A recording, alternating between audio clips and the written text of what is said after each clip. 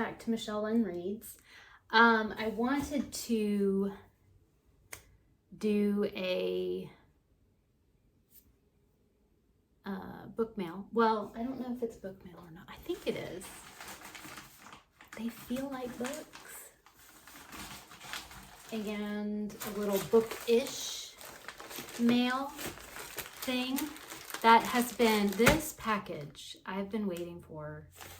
Not from any fault of the sender.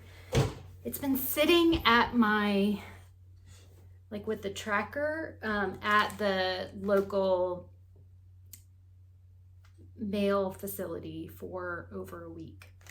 So I wasn't even sure, like sometimes it ends up getting lost and it's never delivered after that, but this is the bookish thing.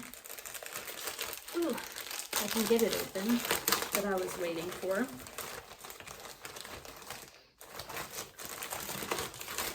Ooh.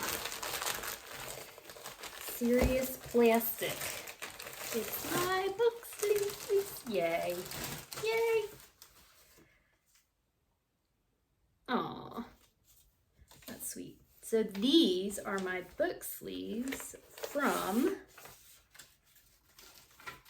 Lindsay at Lindsay's Little Library. Oh, that's super cool. This is a medium book sleeve. It is beautiful. Look at that pattern. And there's a bird. I love it. And inside, it's a different pattern. That's awesome. I love that. And she sends bookmarks as well. And then the other one I got, which I also absolutely love, is that cool pattern, isn't that? This is a larger one. You could put hardbacks in there. Cool. Thank you, Lindsay. That's awesome. And then let's see what these are. I may have ordered books. Y'all ever do that late night book buying? I did not think I would get these this fast if it's what I think it is. Okay, so I looked at the, I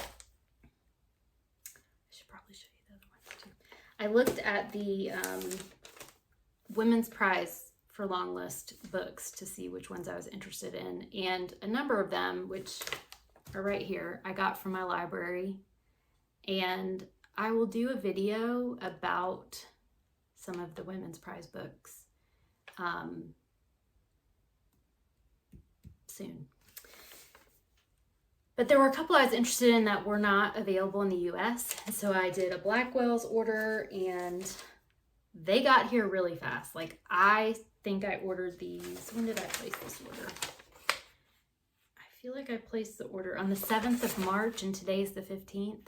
I've never had a Blackwell's order that fast. So I'm wondering if it was fulfilled in the US. But anyway, this is The Maiden by Kate Foster. I love this cover. I've heard different mixed reviews on the cover. This is Edinburgh, October 1679. Christian Nemo is arrested and charged with the murder. Christiane Nemo is arrested and charged with the murder of her lover, James Forrester. News of her impending trial is splashed across the broadsides with headlines that leave little room for doubt. Adulteress, whore, murderess. Only a year ago, Lady Christiane was leading a life of privilege and married respectability. What led her to risk everything for an affair? And does that make her guilty of murder? She wasn't the only woman in Forrester's life, and certainly not the only one who had a motive to kill him. This made me think of The Marriage Portrait, which was one of my favorite books of last year. Marriage Portrait by, I actually have it right here, The Marriage Portrait by Maggie O'Farrell. This made me kind of think of that. So there's another one of the book prize. And then this one is,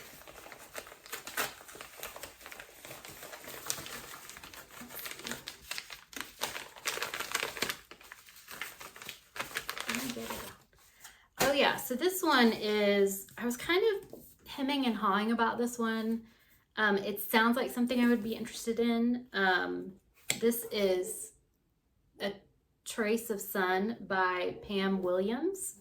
This, the back says, Rafe is left behind in Granada when his mother, Celia, follows her husband to England in search of a better life. When they are finally reunited 7 years later, they are strangers.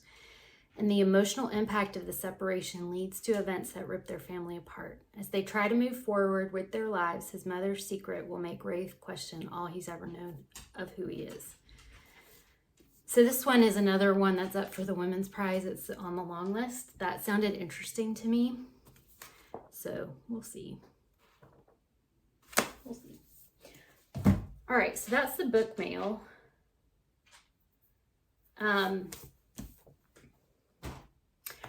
Let's do a quick update on what I'm reading or what I've read over the last couple of weeks. This is sort of my bi-weekly reading check-in. Y'all know I can't remember monthly what I read. All right, those are current reads. Let's look at these. So, should have gotten them organized before, right? These are 3 books that I'm reading for my next installment of a backlist reading vlog, which should come out in a couple of days. So you can hear more about that. Then I read, so one of those I'm still in the middle of, just to say. All right, so the first book that I finished that I can tell you about is Miraculous Miranda by Siobhan Parkinson. This I read, it was a reread for me, but I read it for middle grade March. For the prompt for animal on the cover, it's got giraffes, peacocks, birds. And also for a prompt for the Irish Readathon was to read a children's book by an Irish author, which this is by an Irish author. Miraculous Miranda follows Miranda, who is the younger sister of a teenager who has a chronic illness and is hospitalized a lot. And this goes through one of the more serious hospitalizations that her older sister has. And so we kind of look at that, the effect of chronic illness on siblings, and specifically how Miranda copes with it. And part of how she copes with it is through learning words, special words of the day. And then she also kind of creates this magical world to help kind of cope with what's going on around her.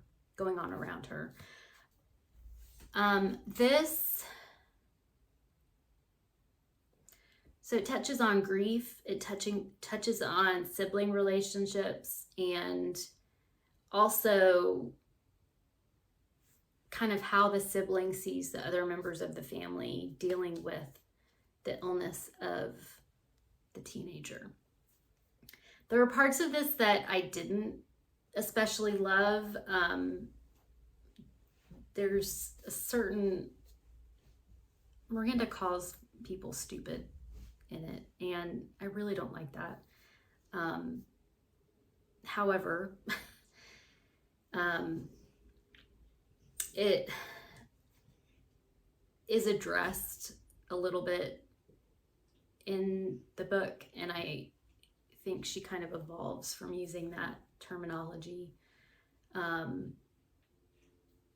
But also I think it shows the immaturity of the main character, the age that she is.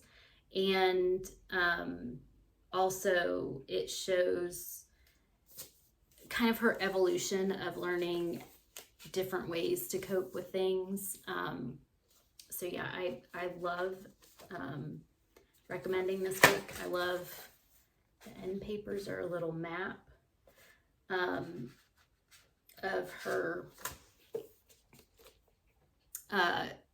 magical world that she creates. So that is a great book. The next one I read, I got out from the library. It's called Jasmines Notebook by Nikki Grimes. Nikki Grimes is a poet who I really enjoy, and this is about Jasmine, another set of siblings actually.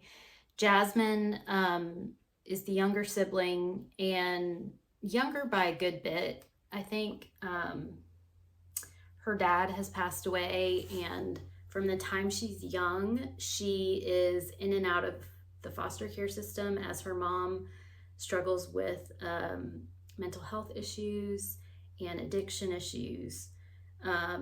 Eventually, her sister is able to take her in, and it looks at their relationship and in the framework of a diary. It also includes some poetry, and I really enjoyed it. It was just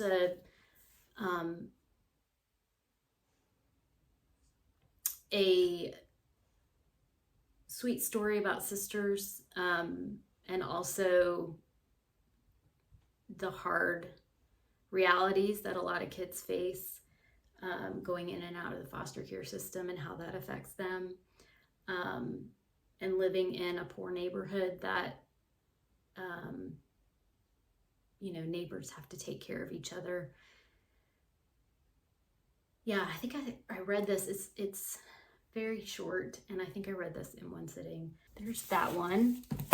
The next one I read is one that is on the Women's Prize for Fiction long list. It's also, I read it for the Irish Readathon, the prompt of a book with green on the cover. The cover is green.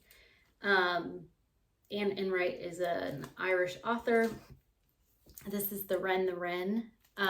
This book I thought I would like more, and I did not enjoy it that much. It was fine. It's about a mother and a daughter and their lives and their relationship to each other and their relationship to this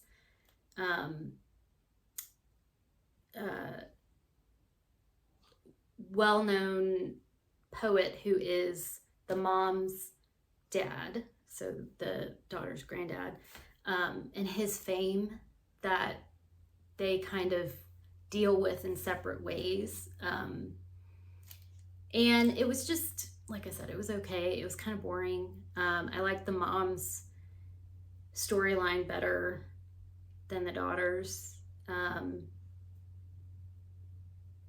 So it was just okay. Another Women's Prize book I tried to read was Hangman by Binyam. This is about a man who has been in America for like 30 years, and he is going back to Africa to visit his brother who is sick. And when he goes back to Africa, everything looks different. It's like a place he doesn't know, people he doesn't know. I couldn't get into this, and I ended up DNFing it. However, just earlier today, I watched Caitlin Bandy's over at Bandy's Books. She did a great review of this that I'm going to link below. She really enjoyed it. But she also, what I appreciated about Caitlin's review is that she also pointed out some of the things that make it a challenging book to get into, and kind of put to words what I was trying to figure out why I couldn't get into it. It's told from a perspective, first person, which isn't always my favorite. It's also an unnamed narrator. It's kind of disconnected, I guess, would be the best way I would want to say. It's disconnected. It's a little confusing.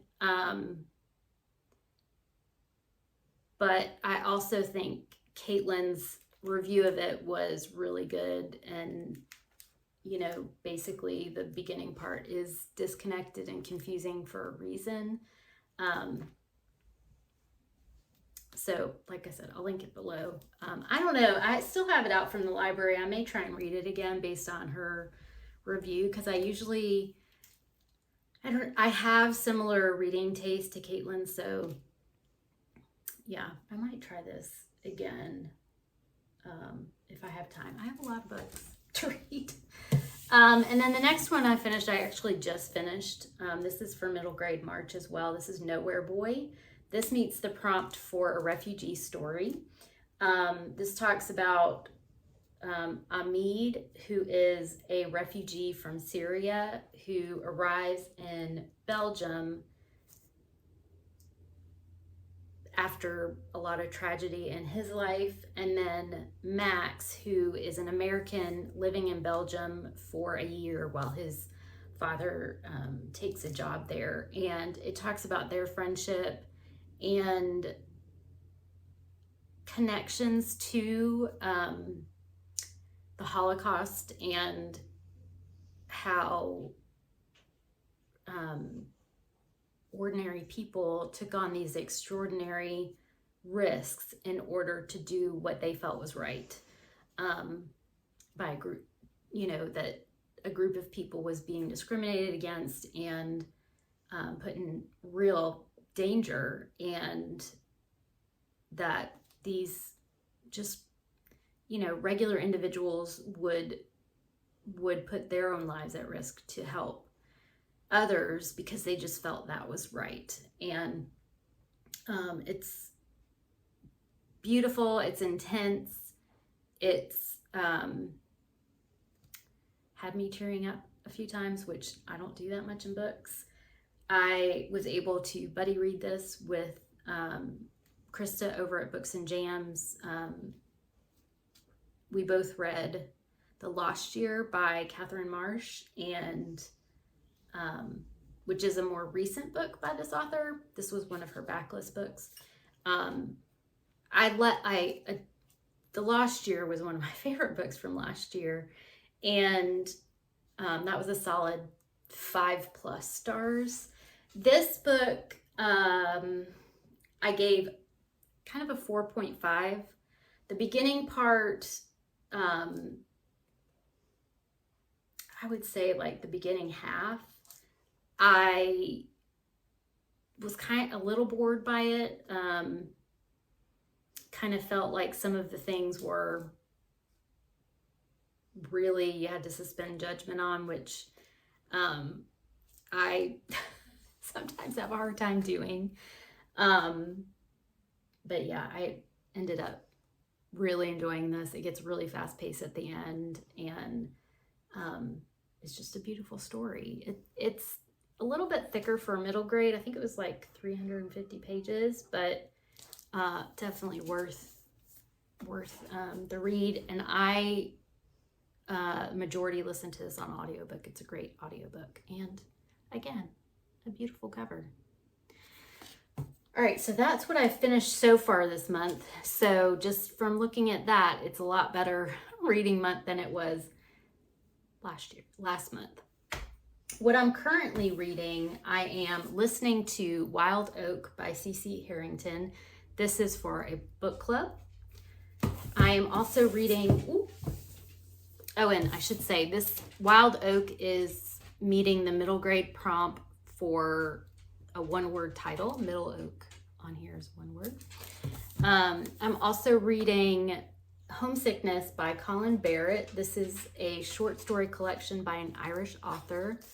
I am reading for the Irish Readathon, and I can't remember what prompt. I can't remember what prompt this is meeting, but it's meeting a prompt. I'm also reading it's just the cover, because the book, I took the cover. I take my covers off my hardbacks because they get annoying to me. But I'm reading The Foxwife by Yangzi Chu. This is a buddy read I'm doing with my friend Andy, and I'm about, 80 to 90 pages in and really enjoying it.